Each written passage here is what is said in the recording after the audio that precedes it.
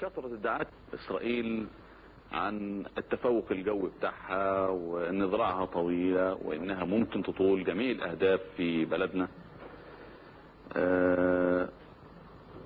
عشان كده احنا لما دخلنا في خطة العمليات بتاعتنا واشتركت فيها القوات الجوية كان من ضمن الاهداف بتاعتها هو اثبات ان اسرائيل رغم ان لها ذراع طويلة لكن ممكن قطع هذه الذراع الطويلة. خططنا تخطيط القوات الجوية ضمن خطة القوات المسلحة، وعملنا الخطة بتاعتنا تخطيط مصري كامل وصميم.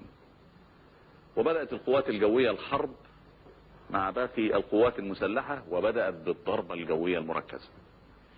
الضربة الجوية المركزة كان لها أثر كبير جدا في العملية دي. بدأت يوم 6 أكتوبر، عبرت أكثر من 220 طيارة قناة السويس الساعة 2 بعد الظهر تماما. دخلنا هجمنا على جميع وسائل الدفاع الجوي، هجمنا على مطارات العدو الموجودة في سيناء، هجمنا على مراكز القيادة في سيناء، دمرنا 95% بدون مبالغة. وحصل ارتباك في القيادة الإسرائيلية.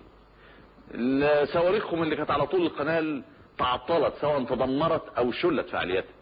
مراكز القيادة اتشلت، ما كانش فيه اتصال. وبذلك بدأت قواتنا العبور وبكفاءة وبنجاح، واستمر اقتحام القنال، وقواتنا وصلت لشرق القنال واحتلت رؤوس الكباري. القوات الجوية قامت بالضربة بتاعتها، دمرت 95% من الأهداف اللي هي كانت مكلفة بيها. خسائرها ما كانش حد يتوقعها، لا تزيد عن 1.5 ل 2%. ودي نتيجة ما كانش حد يتخيلها أبدا، أو ما حدش كان يتصورها سواء من العدو أو من الصديق. بهذا النجاح العالي وبالنتيجة اللي هي ثبتت لنا في يوم 6 أكتوبر. القوات الجوية بعد الضربة الجوية كان لها مهام أخرى كثيرة. تعاونت قواتنا الجوية مع الصواريخ ووسائل الدفاع الجوي لحماية تجمعات الجيوش. قامت القوات الجوية بحماية الأهداف الحيوية في الدولة. ويكفينا فخرا ان اليد الطويلة لإسرائيل لم تتمكن خلال الحرب من ان تصل الى اهداف في عمق الدولة وتصبها اطلاقا. مرات عديدة من شمال الدلتا وبكثافات كثيرة جدا وبأعداد ضخمة من الطيارات. اخرها المعركة اللي حصلت يوم 12 اكتوبر. وصل عدد الطيارات في الجو من عندنا ومن عندهم فوق 150 الى 160 طائرة. خسائرهم كانت في هذا اليوم 18 طيارة. خسائرنا اقل بكثير جدا. ودي كانت اخر معركة دخل فيها اسرائيل في ضد قواتنا الجوية لمحاولة دخول عمق الدولة.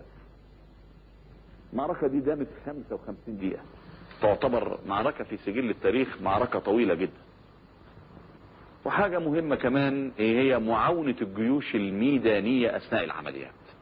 معين لها مجهود جوي، يعني اسراب علشان تعاونها في صد العدو البري المتقدم لمهاجمة الجيوش.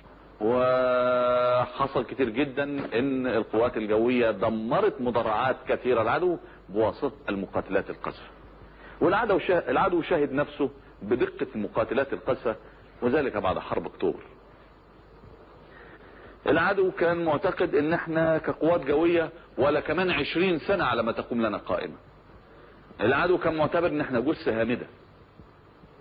لكن ورغم كل هذا ان يوم 6 اكتوبر 73 صباحا العدو رفع حالات استعداد القوات الجوية بتاعته للحالة الكاملة، الا ان برضه لم يتمكن من صد الضربة الجوية المركزة او منعها او اعاقتها من تنفيذ المهام بتاعتها. الضربة ديت انا بعتبرها مفتاح النصر لقواتنا المسلحة. مش بقول ان القوات الجوية هي اللي جابت النصر للقوات المسلحة، لا، القوات المسلحة كلها مشتركة هي اللي ادت الى نصر اكتوبر. لكن القوات الجوية بضربتها الرئيسية الساعة 2 فتحت باب النصر لقواتنا المسلحة، فتحت باب النصر لبلدنا